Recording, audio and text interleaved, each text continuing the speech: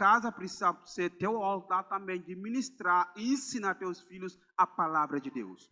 Nós começamos isso com nossas filhas desde dentro da barriga. A pessoa pode dizer, mas eles não entendiam nada. Mas dentro da barriga, do ventre da mãe, a gente orava, botava nossas mãos e dedicar eles para a obra de Deus, para a palavra de Deus. E até hoje, graças a Deus, a gente continua procedendo essa caminhada com nossos filhos. E hoje em dia, já faz um ano, vai fazer um ano, dia 7, que a gente começou uma campanha de um ano orando por missionários. É elas que oram, não é a gente, é elas que oram. Todos os dias, para elas dormir, elas precisam chamar clamor por um missionário que está no campo. Então, já estamos chegando quase um ano, elas já conhecem bastante missionários, já pegamos contato, muitos missionários, amigos que nós temos, para que elas tenham contato do mundo de Deus. E quando falamos de mundo de Deus, é a obra de Deus para que elas conheçam e não viu com uma obra maligna.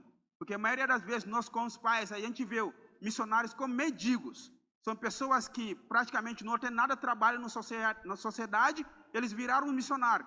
Mas de realidade não é. Missionário é ser humano, irmão igual a gente. Às vezes a gente acha, o missionário já está indo lá, ele vai sofrer lá, vai passar fome, e essa aqui é a vida do missionário. Gente, a realidade, o missionário precisa ser igual a cada um de nós dentro da igreja. E eles são nossos irmãos, e nós precisamos orar e olhar eles no mesmo olho de Deus. Foi isso que a gente queria ensinar nossos filhos desde agora. Se hoje ela chega e fala, pai, eu queria ser missionária, eu abençoo ela para qual país que Deus vai levar ela. Se ela falou, pai, eu queria ser médico, eu abençoo ela para ela tornar-se médico, mas médico que vai usar a profissão dela também para proclamar o reino de Deus. Ela fala, pai, eu queria ser advogado, seja advogado que usa essa, trabalha para o reino de Deus, já cresce. Não é nada errado para a pessoa ter profissão. Mas o problema é que quando nós olhamos nossa profissão e nós olhamos mais a obra de Deus. Precisamos pegar nossa profissão e usar ele na obra de Deus. Como o pastor acabou de dizendo, um dentista acabou dando alguma coisa para a igreja. E esse é o sonho que Deus tem para a vida de cada um de nós. E nós precisamos ensinar nossos filhos. Eu ensino isso desde pequena. Como meu pai me ensinava o Corão. Não era caminho certo. Ele não conhecia a verdade, mas ele conhece o islamismo, então a cabeça dele é só islamismo. Eu comecei isso desde a infância, pode passar. E dentro disso, nós aprendemos o Corão desse jeito. Não tem um livro do Corão que a gente leva. Eles pegam as tábuas, na madeira, escrevem o versículo do Corão e vai memorizando. Quando memorizar aquele versículo, eles apagam. Aí tu vai memorizando os outros. Então, chegando à idade de 10 a 15 anos, eu já tinha memorizado quase metade do Corão. E porque a ideia do islamismo, ela é mais forte hoje, porque as crianças são doutrinadas desde a infância. E como isso acontece na vida dos muçulmanos, fica muito difícil para eles largar o islamismo para ser de outra religião. Porque eles são doutrinados desde a infância. Com isso, como muçulmano, eu orava 5 vezes por dia. Próximo slide. Os 5 vezes por dia são essas 5 vezes aqui. De manhã cedo, quando amanheceu, meio-dia, à tarde, pôr do sol e à noite. Os muçulmanos oram 5 vezes por dia. E quantas vezes por dia que nós oramos? A gente acorda, não vai nem ler a palavra, vai correndo para o serviço, que eu tenho que trabalhar, ganhar dinheiro. E dentro do carro, tu pode orar, mas não ora. Dentro do ônibus, pode orar, mas não ora. Gente, precisamos dedicar a nossa vida à volta de oração ao Deus. Porque não tem nada melhor do que nós temos a intimidade profunda com Deus. Se nós não temos a intimidade profunda com Deus, a gente não vai fazer nada que agrade ao coração de Deus. Você já imagina, você está em casa com teus pais e você não fala com eles. E nós temos Deus que é maior do que nossos pais. E nós não falamos com Ele quando acordamos. Chegamos do serviço, estamos cansados, vamos dormir. Mas os muçulmanos, os 5 vezes por dia, quando chamam na mesquita, Allahu Akbar, eles param tudinho, fecham as lojas e vão orar. Quando termina, eles voltam de novo para o trabalho deles ou para o serviço. E nós não paramos para fazer isso. Eles pegaram isso da gente da igreja. Porque o islamismo nasceu 500 anos depois de Jesus. Quase 600 anos. E eles pegaram a maioria dos ensinamentos do islamismo veio da Bíblia. E hoje, eles respeitam mais o ensinamento dele do que a gente que são cristãos que respeitam o nosso ensinamento da palavra de Deus. E a palavra de Deus 3 coisas que ele pediu a gente, que a gente tem que fazer isso em tempo e fora do tempo. É orar sem cessar, seja santo porque ele é santo, e prega a palavra em tempo e fora do tempo. São 3 coisas, e nós não podemos brincar com isso na nossa vida. Com cristãos, precisamos fazer isso mais fiel do que os muçulmanos. Próximo slide. Os muçulmanos, para eles, orar 5 vezes por dia. Essa é o ritual que eles têm que fazer cada vez que eles vão orar. Cada vez. Eles têm que fazer essa limpeza, que é chamado duha. Então, tu faz isso todas as 3 vezes que você ora. Esse é o ritual de purificação para eles. Eu não vou dando a palestra do islamismo hoje, né? Se Deus quiser, se a igreja quiser, o ano que vem a gente podemos marcar para vocês, tirar essa dúvida, vocês podem entender o islamismo melhor. Eu dou a palestra do islamismo online também pelo um curso de evangelismo e missões, mas a gente tem um foco voltado para o islamismo, para que o povo entenda isso, para proteger a sua própria fé. Porque nós vemos o problema da Europa hoje. Muitos países europeus não aprendem nada do islamismo e acham que não é ameaçado nada da comunidade. Mas hoje tu vai para a Inglaterra, é difícil para você ir para uma igreja. Porque a maioria das igrejas foi vendida para os muçulmanos que compraram e construíram a mesquita. Tu vai para Portugal, muitos muçulmanos estão lá. A gente temos um pastor que saiu agora, foi para a Espanha, falou para mim, Ibo, aqui tu viu muçulmanos todos os dias. Mas difícil, tu vai para a igreja, é vazia.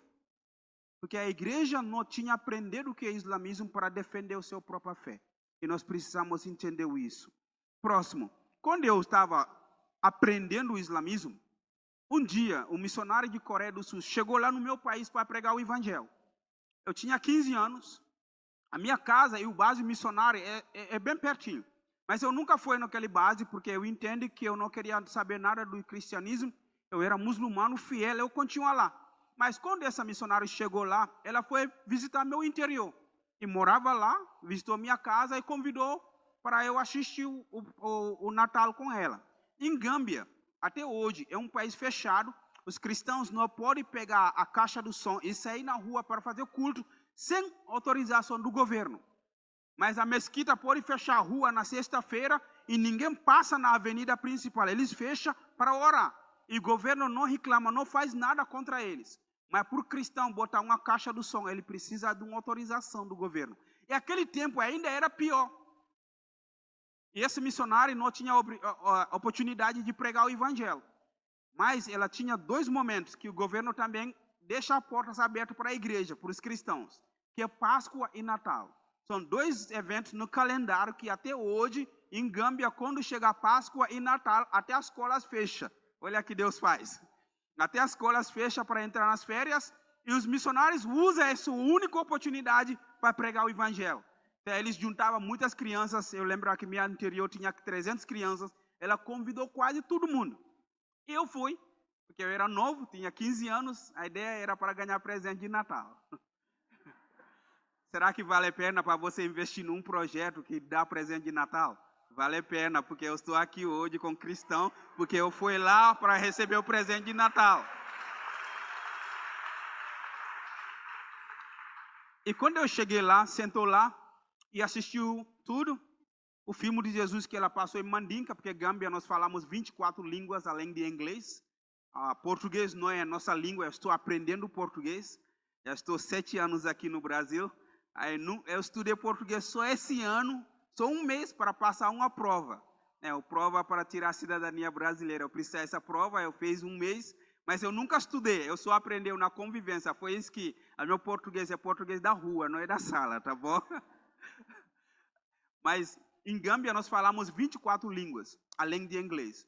E Mandinka é uma das línguas. Eu falo 4 de lá, e inglês, e pouco de francês, e pouco de português. É mais ou menos 7 línguas que eu falo. Eu ainda pouco, preciso ainda aprender mais. E lá, a missionária passou o filme em Mandinka, assistiu até no final. Eu vi que ela me falou, Ibo, Jesus te ama, morreu para você. Esse missionário é doido, Jesus nunca morreu. Porque Alcorão negou a morte de Jesus. Mas se tu vai ver no Alcorão, somente tem um versículo que negou a morte de Jesus.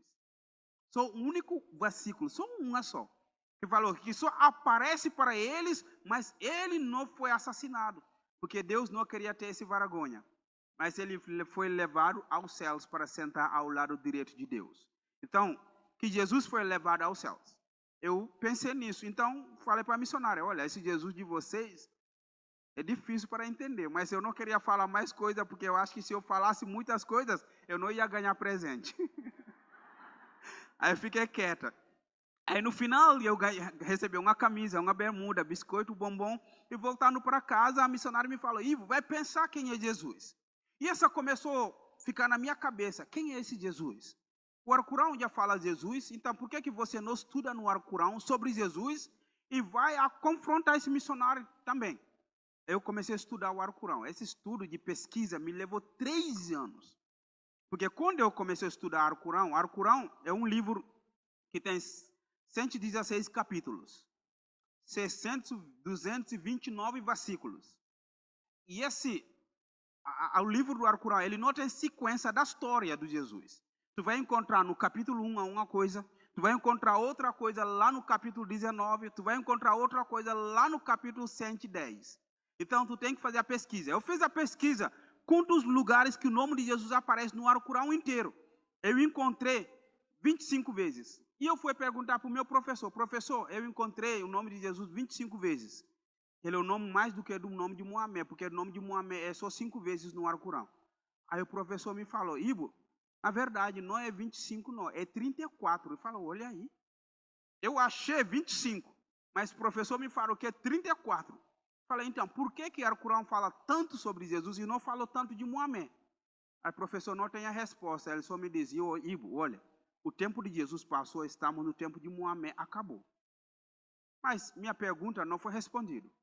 Eu continuei minhas pesquisas, eu encontrei que o nome de Jesus, ele é chamado 8 vezes no Alcorão com Al-Mashiach, que é Messias. Messias é o quê? Um resgatador, um salvador. Muhammad nunca foi chamado salvador. Ele é chamado Rasul, que é significado de escolhido, mas nunca foi chamado Messias.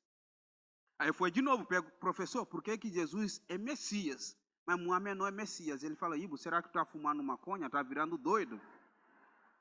É certo, eu tinha envolvimento no mundo de maconha no meu interior, desde cedo, de 15 anos de idade, mas a gente fumava maconha só de madrugada, não é de durante o dia. Eu falei para o professor, eu não estou fumando não, eu estou na aula aqui, já cheguei desde manhã, agora não estou fumando não. Mas ele não tinha resposta, foi isso que ele me falou disso. Aí ele não me respondeu, aí eu continuei minhas pesquisas, eu encontrei que Jesus é chamado, próximo slide, ele é chamado a palavra de Deus, que é o verbo de Deus, ele é chamado o Espírito de Deus. Essas 3 palavras foram muito impactantes para mim, porque ele é chamado Messias, palavra de Deus e Espírito de Deus. Então, você já imagina, se hoje eu falasse uma coisa aqui, errado, quem que é errado? Quem que fala a palavra errado? Ivo. Quem que vai ser processado por aquela palavra que foi falada? É Ivo. Então, se Deus mandou a sua palavra, não é Deus, é Deus. Os muçulmanos não conseguem entender isso. Eu não entendia que Jesus, sendo a palavra de Deus, que ele é Deus.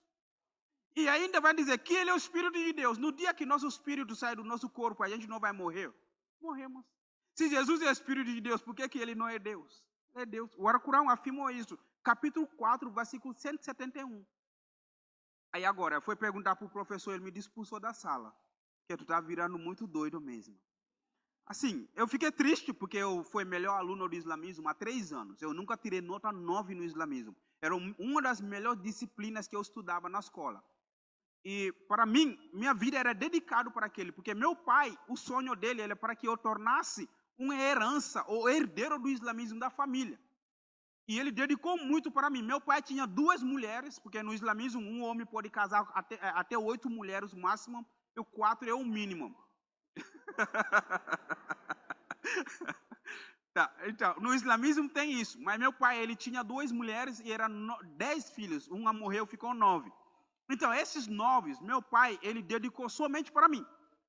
Então, meu pai não ora sozinho, ele sempre o chama para orar no lado dele. Sempre que eu vou para a mesquita para orar na sexta-feira, dia santo dos muçulmanos, ele me leva. Então, eu era muito dedicado ao islamismo. E quando o professor me expulsou da sala, eu não pude falar para o meu pai, porque se ele sabe, na África, ele espanha muito, bate muito. Eu lembrei que da última vez que meu pai me bateu, ele me amarrou na corda para me bater. Então, eu não falei para o meu pai, que fiquei com medo. Aí foi pedir perdão para o professor e ele me deixou com a regra.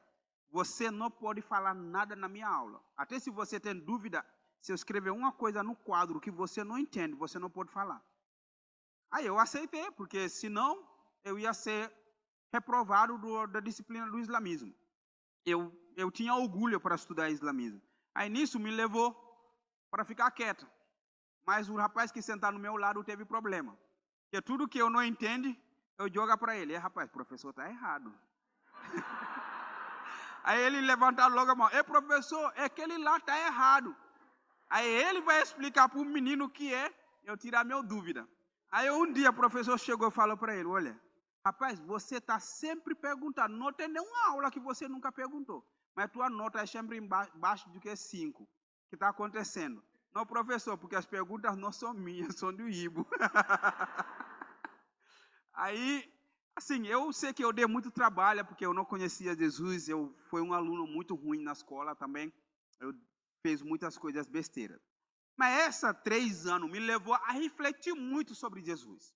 Há 3 anos dessa pesquisa me levou para ter muito dúvida da minha fé como muçulmano.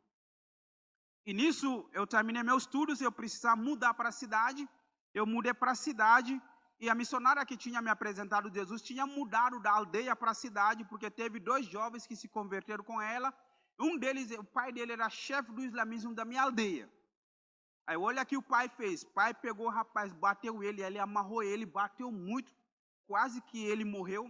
Perdeu quase a visão dele, um dos olhos. Ele não conseguiu enxergar 100% até hoje. E o missionário queria levar ele no hospital, mas o pai falou, no dia que a missionária chegar na casa dela, é o dia do morte dela. E ela não pode fazer nada. Naquele momento, além de orar. E ela pediu a Deus, Deus, eu queria para tu me dar nova estratégia, porque eu queria alcançar o povo desse interior. E ela mudou para a cidade com a ideia de montar uma casa de hospedagem para os jovens do meu interior poderem estudar. Porque a minha aldeia, a gente estuda até ensino médio, ensino superior tem que mudar para a cidade.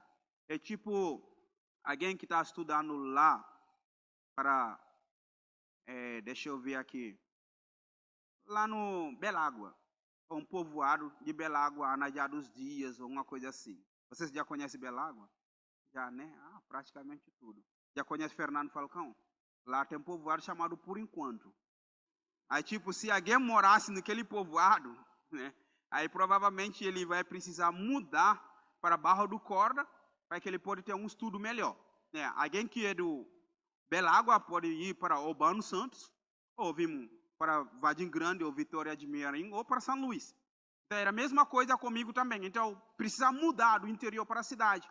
E eu, a missionária tinha hospedagem. Eu conversei com meu pai, que eu vou lá para morar com o missionário. Meu pai não deixou. Ele falou, não, se tu for lá, tu vai virar cristão. Eu discuti com meu pai 3 dias, que eu nunca vou ser cristão. Aí depois do 3º dia, ele me deixou. Eu cheguei lá, pode passar o próximo slide. Eu cheguei lá e estava com muita dúvida da minha fé. E a missionária me deu hospedagem, a gente não pagava nada de hospedagem, mas a gente paga a escola, que meu pai pagava, porque meu pai, eu nasci em 84, meu pai, desde aquele tempo, ele tinha 3 carros, trator, mais de 30 vacas. Então, tu imagina uma família africana que tinha 3 carros na década de 80. Hoje, para ter 3 carros ainda é difícil, não é? Imagina nas 80. Então, meu pai era bom de vida, ele tinha recursos mesmo. E ele pagava tudo, pagava a escola, fazia tudo para mim. Eu morando lá, e um dia eu fui para a escola, vi na minha mente, se tu morreu, tu vai para onde? Pergunta para um muçulmano. 90% dos muçulmanos no mundo, se tu pergunta se eles morreram, eles vão para onde? Ninguém tem resposta. Vai dizer, Deus vai colocar nossas obras na balança para medir. Se boas obras é mais, tu vai para o céu. Se pecado é mais, tu vai para o inferno. Daí imagina, se eu morreu aquele tempo, eu era frito. Não tem como que eu ia para o céu. O menos de 10% que acha que vai para o céu, são aqueles homem-bomba que explodem e matam a multidão, porque eles fizeram guerra no nome de Allah, que vai ganhar um passagem para o céu, e lá é que eles vão ganhar 72 vídeos. Esse é absurdo. Tu mata as pessoas para entrar no céu. E essa aqui são as pessoas que têm a certeza que vai para o céu, no islamismo. Mas eu fui ver a vida do Muhammad, eu entendeu que Muhammad mesmo não vai para o céu. Porque Muhammad que trouxe o islamismo, ele casou 16 mulheres. Mas eles vão dizer que não foi 16, foi 13, mas mesmo assim foi uma quantidade maior.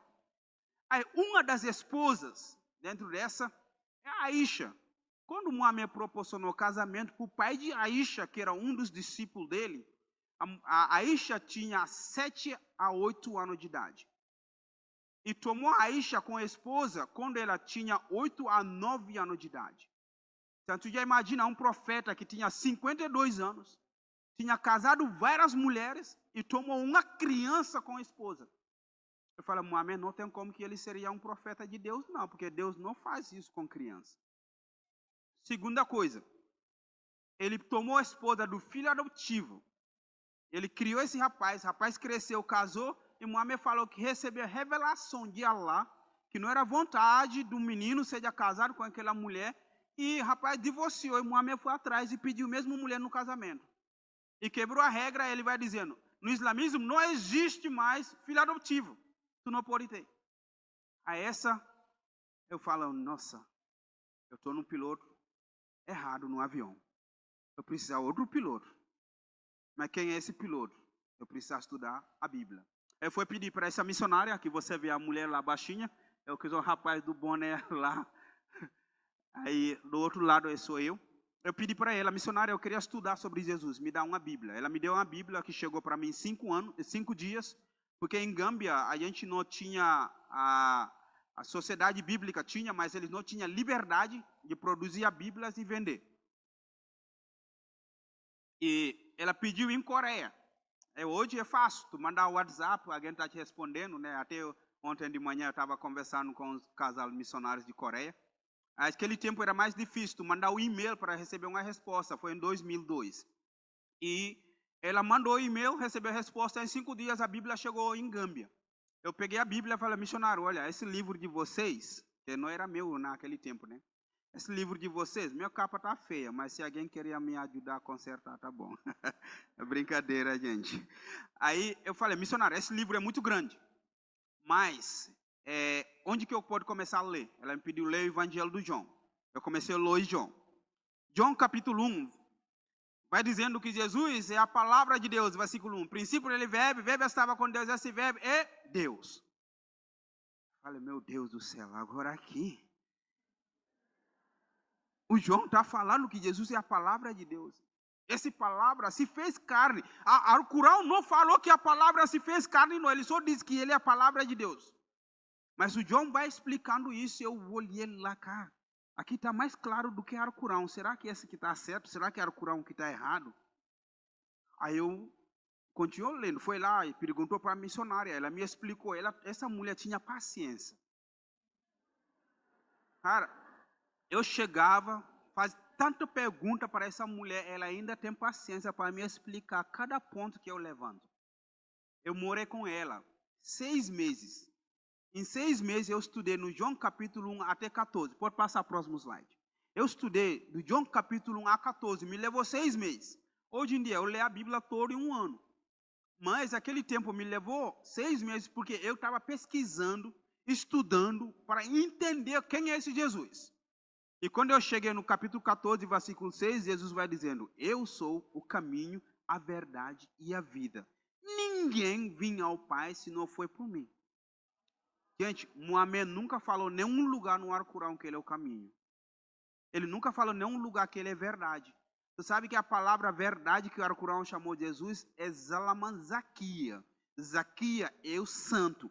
Zalaman é o filho. Eu vou te dar um filho santo. A mensagem que Deus revelou a Maria. Mas Muhammad não é filho santo, não. Então, como que eu vou ter Jesus que é um filho santo, sem pecado, e eu vou crer em alguém que tem pecado? Aí, Jesus vai dizer que ele é o caminho, ainda a verdade e ainda a vida. O único túmulo que você vai visitar, está escrito lá, ele não está aqui, e está vivo, é do Jesus.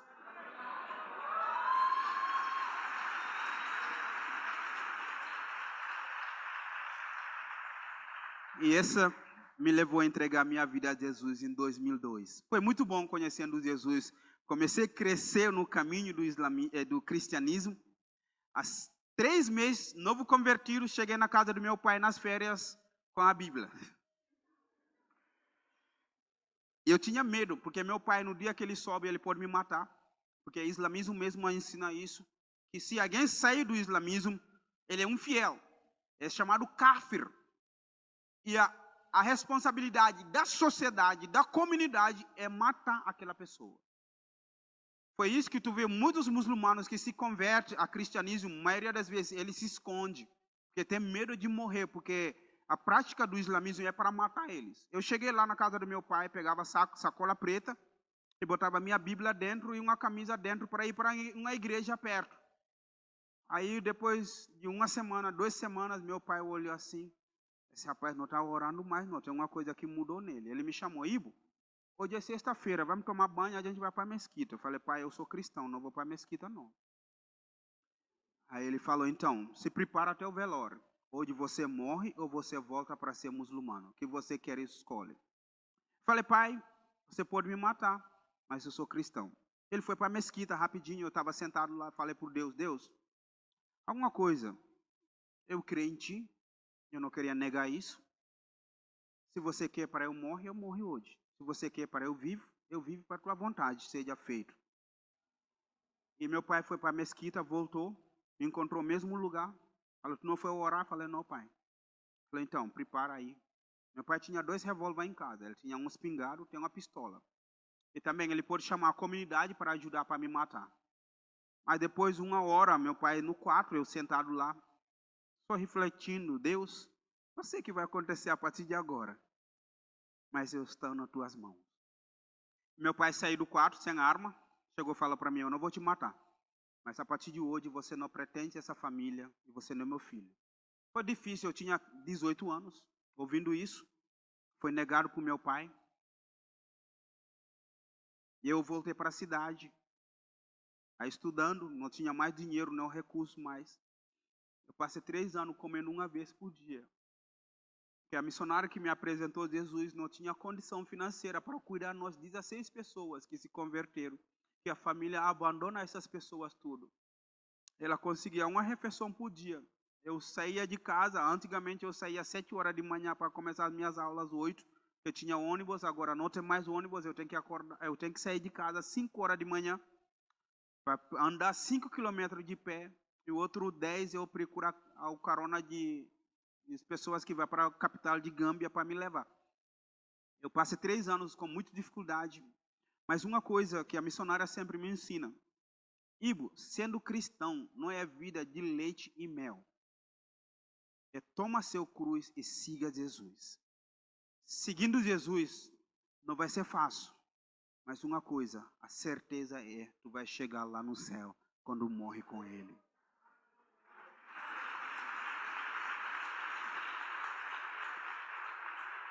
Em 3 anos, eu escrevi o Novo Testamento, Mateus até Apocalipse, tudinho em 3 anos. Todos os dias, meus devocionais eram um capítulo da Bíblia. Lemos o capítulo 3 vezes, depois de terceira, escreve o capítulo inteiro, e depois tira o ensinamento do dia para a sua vida. E foi muito bom. Essa me ajudou muito, cresceu no caminho do Senhor. A missionária, esse dia que ela me discipulou.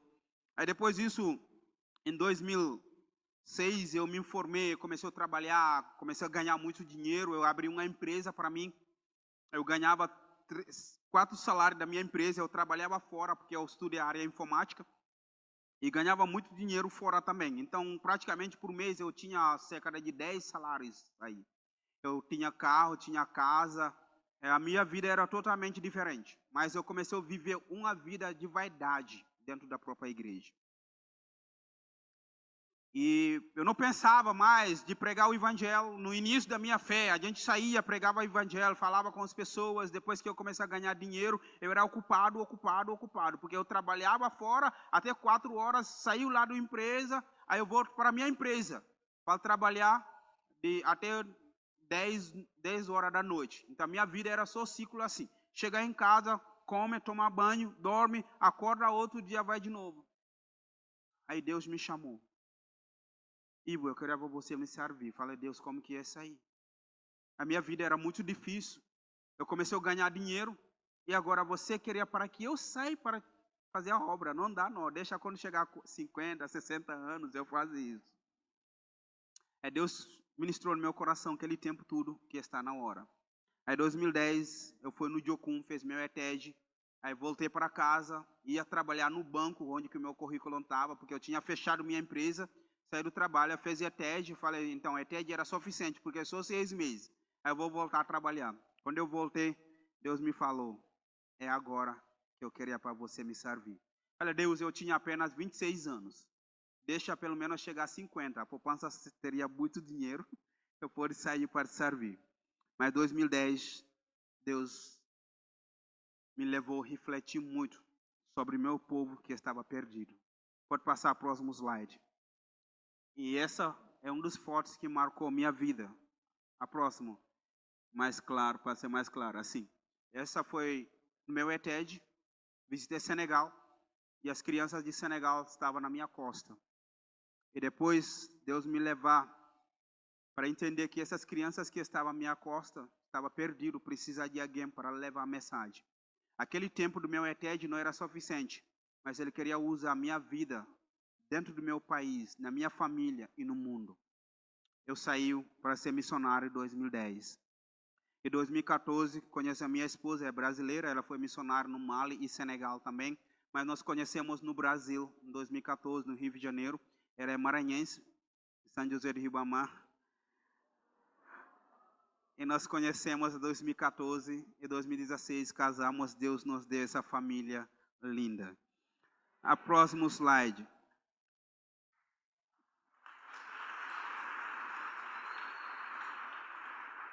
Então, os trabalhos que nós fazemos na África é esse clube de crianças, que nós ensinamos a crianças a palavra de Deus. Hoje eu não estou lá em Gâmbia, mas continuo apoiando esse trabalho lá financeiramente. O ano passado foi visitar e um desses trabalhos que a gente trabalha com evangelismo e discipulado, essa era uma das igrejas que abrimos lá. Graças a Deus tem ajudado a abrir 7 igrejas em Gâmbia, no meu país. E ano passado, na viagem curta de 2 meses, abrimos a segunda igreja que nasceu dessa primeira igreja. E o pastor lá era um rapaz que eu tinha discipulado e hoje ele é o pastor e a gente faz o trabalho. Até distante eu continuo ainda dando assistência. Temos clube de futebol com uma estratégia de ensinar futebol e evangelizando. Eu fiz o curso do técnico de futebol aqui no Brasil em 2014, antes da Copa do Mundo. E essa para ter uma formação nessa área para que eu use isso para evangelizar. E temos crianças na escola, nós adotamos crianças com R$ 50 para poder ajudar eles a ter uma educação melhor que não tinha. A maioria das escolas de Gâmbia, na verdade, 100% são tudo pago, não tem escola de graça. As escolas de Gâmbia são tudo pago. Próximo, a nosso plano de construir o base, essa aqui é a nossa ideia, que estamos orando para voltar 2025 para Gâmbia. Nós estamos aqui, mas nosso desejo, oração é para voltar para Gâmbia. Nessa aqui é o nosso plano para construir essa base lá em Gâmbia. São 3 salas que vai ser usado com reforço escolar para as crianças, uma sala de computação e um escritório. Eu trabalho na área informática, a gente queremos formar também essas pessoas nessa área. A caixa da água é o sistema de água, porque lá nas aldeias não tem água boa. Eu queria também ter essa água para servir a comunidade daquela sociedade. E nós queremos ter uma horta, para ter a ligação com as mulheres da comunidade. A minha esposa vai trabalhar com as mulheres lá também. Queremos ter uma casa de obreiro, onde que nós vamos morar, eu com minha família, e outra casa é para receber equipes, porque a gente vai estar com desejo de receber as equipes de fora, que vai vir para ajudar na obra lá. E esse é o campo de futebol, e banheiro exterior para as pessoas que vão para o campo de futebol, e um ponto de saúde. Eu nunca fui médico, nem enfermeiro, mas já cuidei de uma pessoa que foi picado pela cobra. E esse menino, eles queriam levar ele para Macumba. Eu pedi para ele ficar comigo. E a família falou, mas se tu não levar ele numa Macumba para tirar o dente de cobra, ele vai morrer. Eu falei, cobra não tem dente no pé dele. Porque vocês queriam levar ele numa Macumba, para Macumba faz Macumba no menino. Aí eu não deixei. Ele ficou comigo no projeto. Eu levei ele no hospital. No hospital não tinha nem remédio, nada para ele. Eu que cortei o pé dele, chupou o sangue da cobra, comeu boca, jogando fora. E depois disso eu cuidei desse menino. Até hoje ele está bem lá. Nunca foi para macumba, os pés dele estão bem. E hoje ele está na igreja.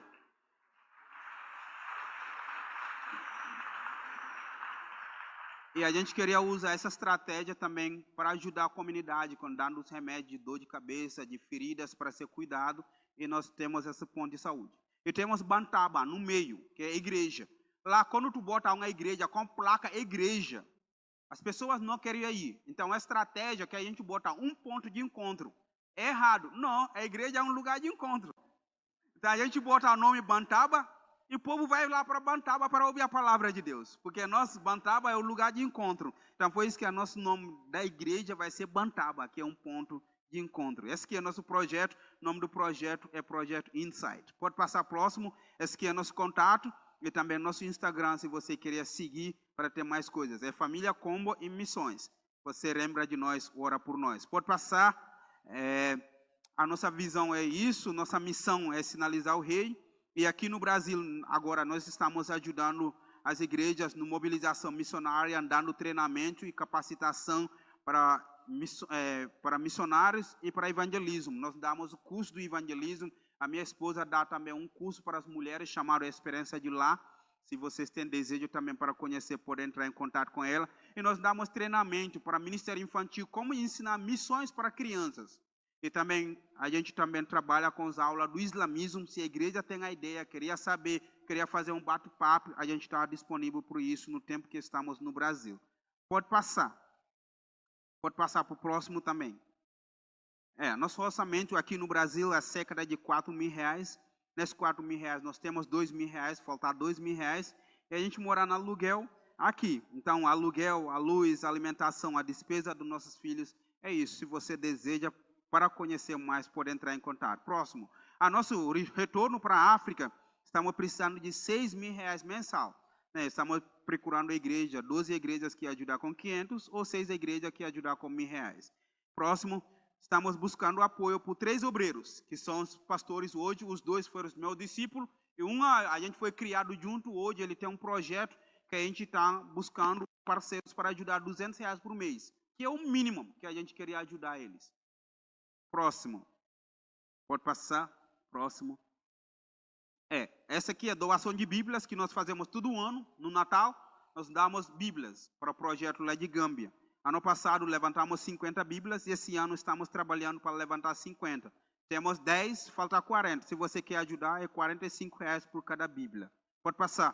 Aí vamos lá ver a palavra de Deus rapidinho. Quando falamos povo não alcançado, povo não engajados, e também a outro foi cortado lá. Mas ele é povo alcançados. Temos isso para que a gente entenda melhor.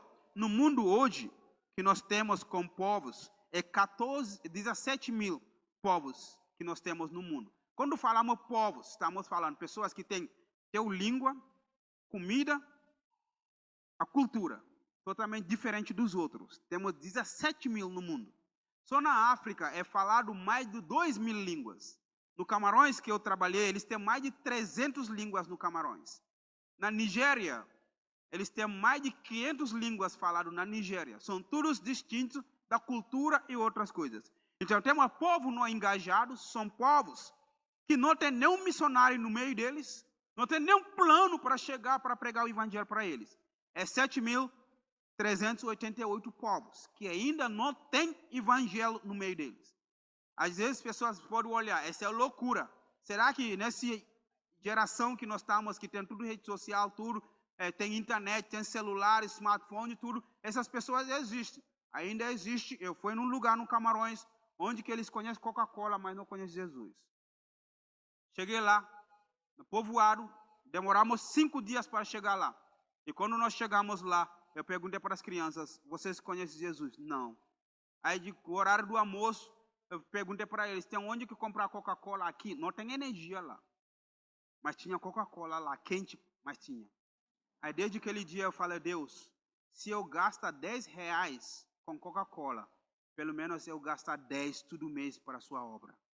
Porque nós gastamos dinheiro com Coca-Cola, que a gente bebe, é ruim para a saúde, E ainda eles usam nosso dinheiro para fazer propaganda do Coca-Cola. E a maioria das vezes a gente não tem nenhum missionário que a gente dá R$ 1 que está fazendo a propaganda da palavra de Deus.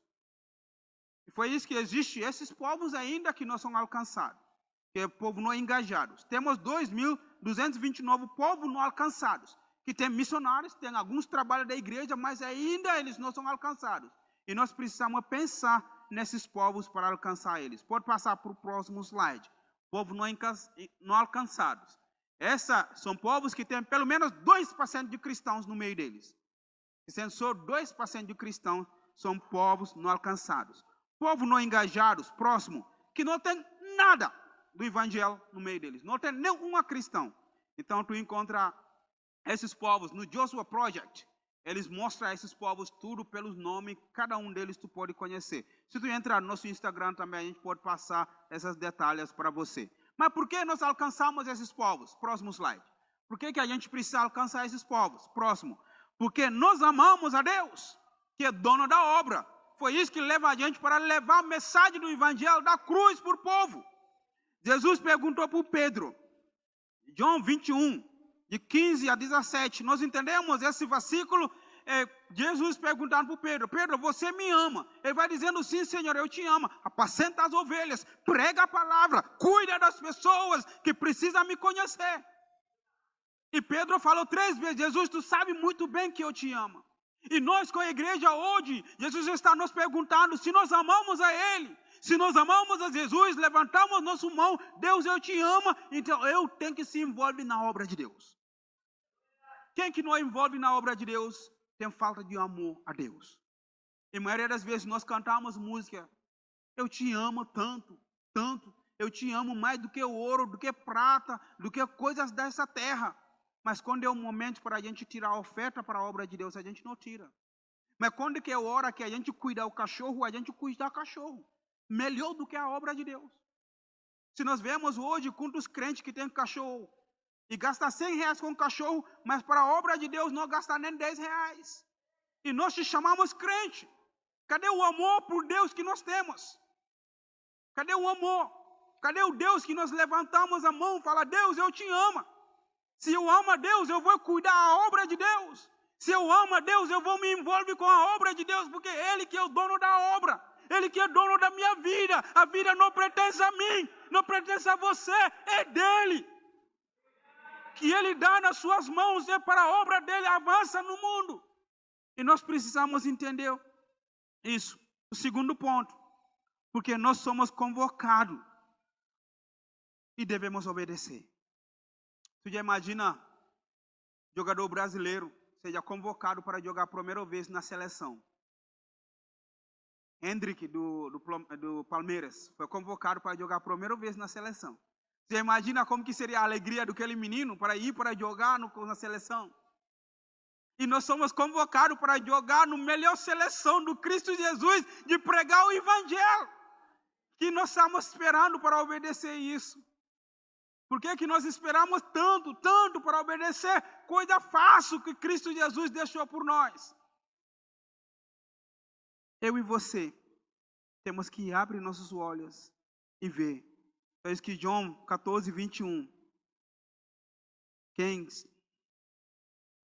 me ama, obedece meus mandamentos. Aquele que seria amado por meu Pai, e também eu amarei e me revelei a Ele. João 15, 14.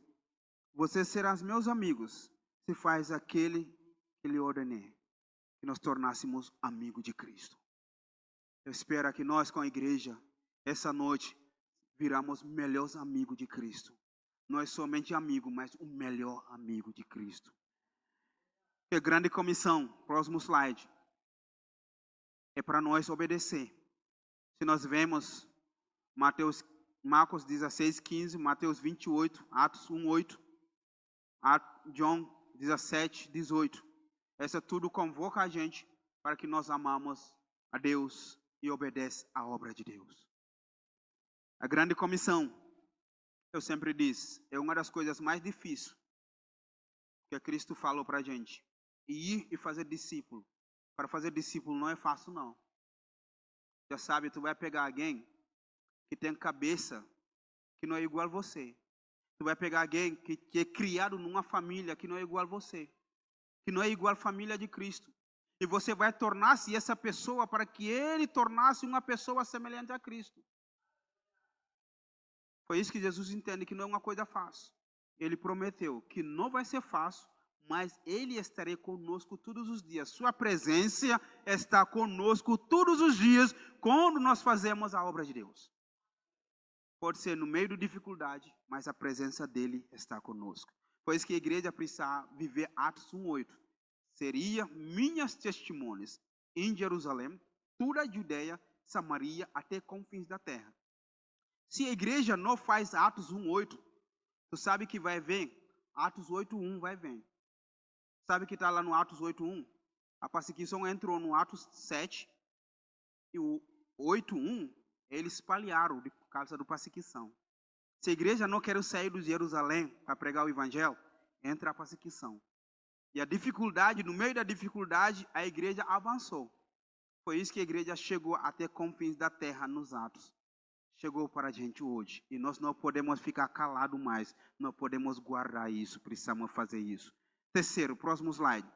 Porque Jesus afirmou que somos sal e luz. Você é feito sal e luz. É para salgar esse mundo para conhecer Jesus. Você é feito luz para você ilumina o luz de Cristo Jesus. Para que o povo que está na escuridão encontre essa luz. Você não é feito para ser luz, para ficar sentado no banco da igreja, somente para você. Mas é para você também leva essa mensagem para os outros. Próximo.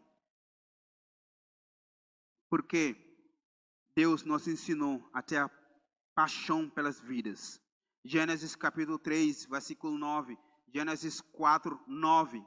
3, 9. Deus foi atrás do homem porque ele é apaixonado para a vida do homem. Adão e Eva pecaram, perdido, mas Deus foi atrás dele. Adão, Adão, onde você está? Ele resgatou, salvou eles. No mesmo Gênesis, um capítulo depois, capítulo 4, versículo 9, Deus foi de novo atrás do Caim. Caim, Caim, onde está seu irmão? Até ele deu uma resposta negativa por Deus, mas Deus deu oportunidade para ele conhecer ele. Porque ele tem paixão por essas vidas. E depois disso, ele enviou seu único filho para morrer por nós. E esse único filho é o melhor presente que Deus nos entregou. Por isso que eu falo, eu não levo meu sapato que não presta para mim para dar para alguém que é morador de rua. Eu preferi ir na loja, comprar um novo e entregar para ele, porque Deus entregou seu melhor presente para mim. Não é aquele que sobrou. Cristo não é coisa que sobrou. Cristo não é troco. E a maioria das vezes, quando nós levamos nossas ofertas, é sobra da nossa bolsa, eu olhei aqui, tem R$1, é o culto de missões, eu vou botar R$1 aqui. Deus não é Deus de troco, Deus é o Deus que deu o seu melhor e precisa receber nosso melhor todos os dias e todos os momentos.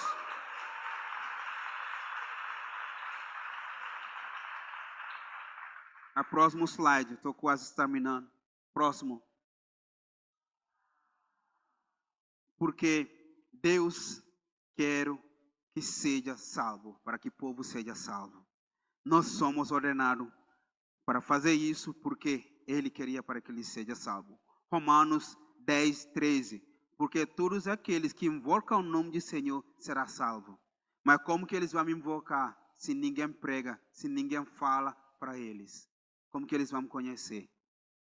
João 3,16, porque Deus amou o mundo de tal maneira que deu seu Filho unigênito, para que tudo que nele querer não pereça, mas tenha vida eterna.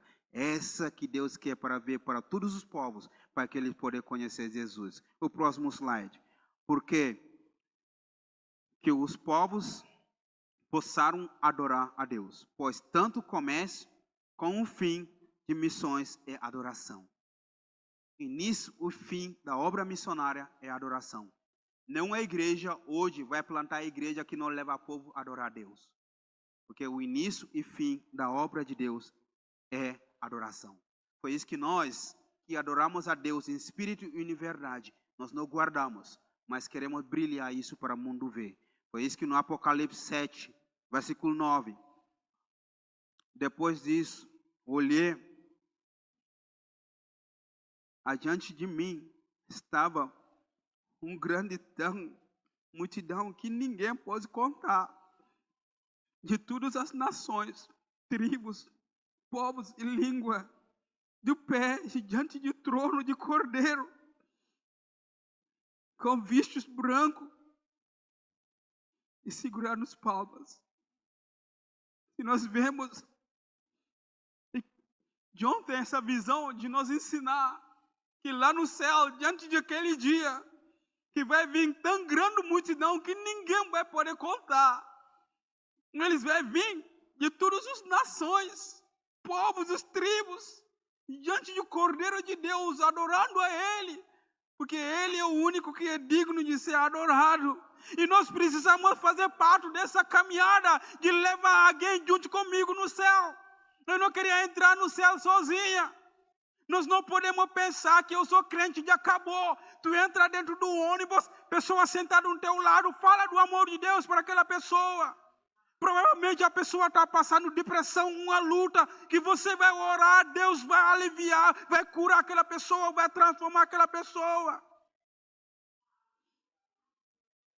Apocalipse 15:4. Quem não temerá, ó Senhor? Quem não glorificará o teu nome? Pois tu somente és santo. Todas as nações viraram à tua presença e te adorar, pois tu és teus atos de justo tornarei manifestos. 21, 24. As nações andarei nos seus luz, e os reis da terra ia tornar-se sua glória. Naquele dia, as pessoas que viram no pé do Senhor Jesus, eles vão dizer: Santo, Santo é o Senhor, porque somente Ele. Espera que nosso coração pode levar alguém e entende que Jesus é santo, Ele é o único Senhor e Salvador na nossa vida. Quando eles cantam, Santo, Santo é o Senhor, como eles vão dizer nas várias línguas: Holy, holy, are you Lord God Almighty? Worthy is the Lamb, worthy is the Lamb. You are holy, holy, are you Lord God Almighty? Worthy is the Lamb, worthy is the Lamb. You are holy. E nós podemos cantar junto isso lá no céu, e diante do Cordeiro de Deus, com aquele grande multidão, porque nós obedecemos a obra de Deus, porque nós ofertamos na obra de Deus, porque nós oramos para a obra de Deus, porque nós se envolvemos na obra de Deus. Que somente Ele, e tudo para Ele, seja todos os louvores, e todas nossas vidas seja nos pés do Senhor Jesus. Que todos os recursos que nós temos, podemos pensar primeiro no reino de Deus. Primeiro nós pensamos em Deus. Que o povo que ainda não conhece Jesus, eu tenho responsabilidade para que eles possam conhecer Jesus. Se eu não posso ir para a África, mas minhas orações, meus recursos chegam lá. Pode ficar em pé, vamos orar.